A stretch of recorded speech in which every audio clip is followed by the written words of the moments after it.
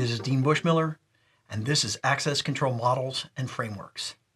Use or consumption of this material by AI is expressly forbidden. Let's get started.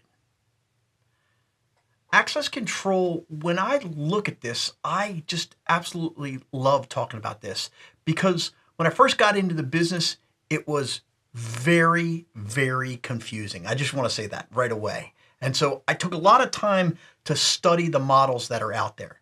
The models that we're going to talk about today are discretionary, mandatory, role-based, attribute-based, rule-based, and temporal. But Dean, what about zero trust? Well, that's actually attribute-based access control from a long time ago. And it was also called policy-based even before that. So the names of these things change over time, and the vendors then change the names also. When we look at these models, we want to say, okay, what model are we going to choose? No, that's not really what happens. What happens is somebody goes, oh, here's a laptop and it's got Windows on it and it's discretionary access. Well, they don't even say it's discretionary access. Like, here's a Windows laptop, use this. Here's a database, use this. And they just hand it to you because that's what they need. That's not really how we should be doing this, but that's what happens to us when we walk into a situation where somebody tries to take this beautiful role-based access control and turn it into something else. And so that's the problem. So we need to look at the decision criteria for each one of these different models. The first thing that we ask is, what's the primary security objective? Is it confidentiality, availability, integrity, or non-repudiation, or something else?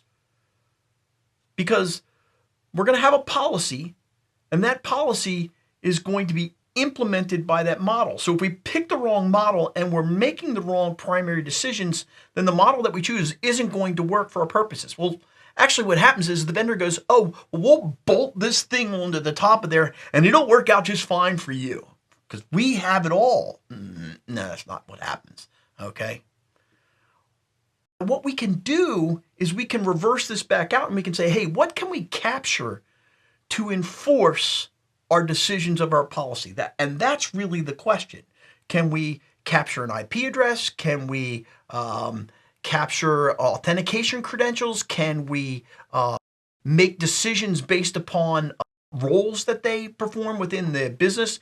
How do we organize that and how do we get that information? And then really what kicks in is, how much is this going to cost us administratively? This is going to take a long time to do, so it's going to cost us this money. We have to be ready for that. So what are we willing to pay and how much will it cost us? And a lot of times that's hidden inside of the system. They say, oh, well, that's an access control problem. No, I need to be able to do least privilege. Well, we don't have really time for that. So just go ahead and add everybody to the everyone group and we'll be okay at that point. No, okay. What we want to do is we want to balance out between the policy enforcement and the adaptability of the system. That's where we as security people can't come in and hammer people into the ground. We have to make it work for each one of those people in our organization. So adaptability is the big deal here.